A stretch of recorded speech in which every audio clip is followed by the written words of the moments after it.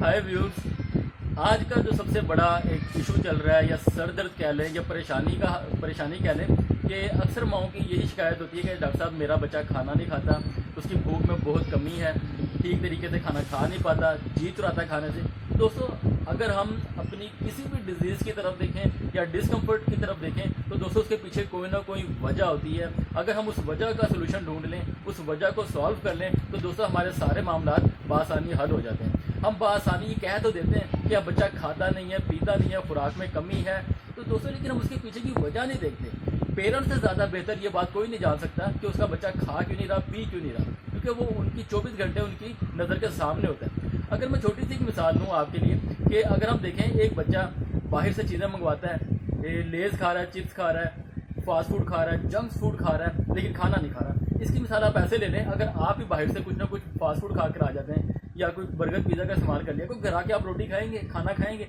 नहीं खाएंगे। अगर खाएंगे भी तो बहुत कम खाएंगे। तो दोस्तों हमने बच्चे की रूटीन की तरफ भी देखना है कि उसकी रूटीन चल क्या रही है, स्कूल से आ रहा है, बाहर से आ रहा है, वो खा पी क्या रहा है। अगर वो बाहर से आता है और कोई उल्टी सीधी चीज़ खा के आ गया तो दोस्तों उसने खाना कहाँ पर खाना है, नहीं खाएगा। तो हमने उसकी इस चीज़ पर भी चेक एंड बैलेंस रखना है। इसके साथ साथ दोस्तों बहुत सी चीज़ें ऐसी हैं जो बच्चे के अंदर अक्सर और बेशतर पाई जाती हैं, जैसे कि टॉन्सिल्स का हो जाना। जैसे जैसे वो खट्टी मीठी चीज़ों का इस्तेमाल करता है, बाहर से चीज़ें खाता है उल्टी सीधी, तो दोस्तों लाजमी तौर पर उसको गले का इन्फेक्शन, गले की इन्फ्लामेशन, स्वेलिंग लाजमी तौर पर हो सकती है। तो अगर एक बच्चे को टॉन्सिल्स हैं, गले का इन्फेक्शन है या थ्रोट इन्फेक्शन है या स्वेलिंग है, तो दोस्तों वो खाना कहाँ तक खाएगा? डेफिनेटली उसको पेन होगी ड्यूरिंग खुराक को निगलने में, पानी पीने में और इस तरीके की चीज़ों से। तो दोस्तों खाना खाने से जी चुराएगा।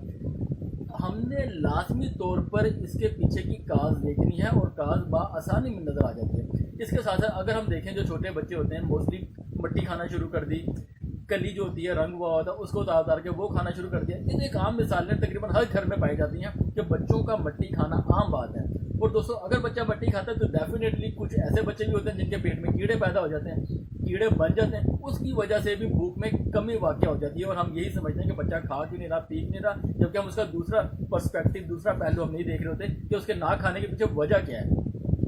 इसके साथ साथ अगर हम देखें कुछ बच्चे ऐसे भी होते हैं जिनको कोई डाइजेस्टिव ट्रैक में कोई इन्फेक्शन है या डाइजेस्टिव सिस्टम ठीक से काम नहीं कर रहा। एक वजह ये भी हो सकती है कॉन्स्टिपेशन काफ़ी लंबे अरसे से रह रही है या डायरिया काफ़ी लंबे अरसे से रह रहा है, तो दोस्तों उस वजह से भी भूख में कमी वाक़या हो जाती है। ये पेरेंट्स के ऊपर डिपेंड करता है कि वो इसके ऊपर अच्छे तरीके से फोकस करें, नज़र रखें कि आखिर काज क्या चल रही है, जिसके पीछे वजह का हमें पता चल जाएगा तो उस चीज़ का इलाज करेंगे और हमें बआसानी इस चीज़ में हम इम्प्रूवमेंट लेकर आएंगे बच्चे के खाने पीने में। इसके साथ साथ अगर हम ये देखें, एक ऐसा मैदे का प्रॉब्लम हो सकता है, जिगर का प्रॉब्लम हो सकता है, इन चीज़ों से भी खुराक में काफ़ी हद तक कमी वाक़या हो जाती है। लेकिन अगर हम इसके साथ साथ ये भी देखें, बहुत से बच्चों में आयरन की डेफिशिएंसी होती है, आयरन की डेफिशिएंसी से भी भूख में कमी वाक़या हो जाती है और बच्चा ठीक तरीके से खा पी नहीं सकता। लेकिन दोस्तों होम्योपैथी के अंदर बहुत सी ऐसी कमाल की मेडिसिन हैं जो बहुत within a week, within a days अपना इफेक्ट दिखाती हैं और बच्चा फौरी तौर पर खाने पीने की तरफ लौट आता है। लेट्स सपोज अगर बच्चे को टॉन्सिल्स का या गले का मसला है, गले का इन्फेक्शन है, स्वेलिंग है, तो दोस्तों बेलाडोना, ब्राइटाकार्ब ये ऐसी मेडिसिन है जो बहुत बेहतरीन काम करती हैं, लेकिन इनको एक साथ इस्तेमाल हमने नहीं करना। सिंगल रेमेडी देनी है एक वक्त में एक ही। सेकंड वन दोस्तों, अगर बच्चा अनीमिक है, कमज़ोर है, तो दोस्तों कैलकेरिया फास्ट बहुत अच्छा काम कर सकती है उधर। इसके साथ साथ अगर बच्चा मट्टी खाता है, पेट में कीड़े हैं, तो साइना 30 में बहुत बेहतरीन काम करती है, वंडरफुल रिजल्ट देती है। इसके साथ साथ अल्फल्फा मदर टिंचर और 30 में ये मेडिसिन भी बहुत बेहतरीन काम करती है और विद इन अ डेज हमें रिजल्ट देती है। लेकिन दोस्तों यहाँ पर बहुत सी मल्टीपल मेडिसिन हैं जो बच्चे की भूख को बढ़ाने में बहुत कारगर साबित होती है, बहुत फ़ायदेमंद साबित होती है। लेकिन दोस्तों यहाँ पर हम किसी एक मेडिसिन के ऊपर इत्तेफाक नहीं कर सकते, एक मेडिसिन के मतलब नहीं मैं बता सकता, क्योंकि यहाँ पर अगर मल्टीपल काज होंगी तो मल्टीपल मेडिसिन होंगी। बात वहीं पर आकर रुकती है केस टेकिंग के ऊपर। हमें यहाँ पर प्रॉपर केस टेकिंग की ज़रूरत होगी, बच्चे की हिस्ट्री देखनी होगी, बच्चे का बाकायदा यहाँ पर फिजिकल एग्जामिनेशन की ज़रूरत होगी और फिर हम किसी अपनी प्रॉपर मेडिसिन के पास पहुँच सकते हैं उसकी अलामात के मुताबिक, और दोस्तों बेहतरीन रिजल्ट्स मिलेंगे आपको।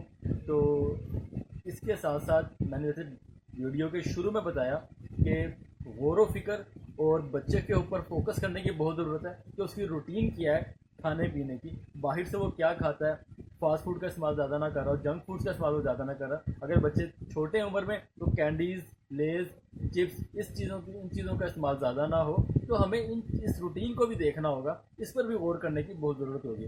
तो दोस्तों अगर वीडियो अच्छी लगी हो तो शेयर भी करिएगा, लाइक भी करिएगा और ज़्यादा से ज़्यादा आगे इसको ऐसे लोगों तक पहुँचाएँ जिनको इस वीडियो की ज़रूरत है।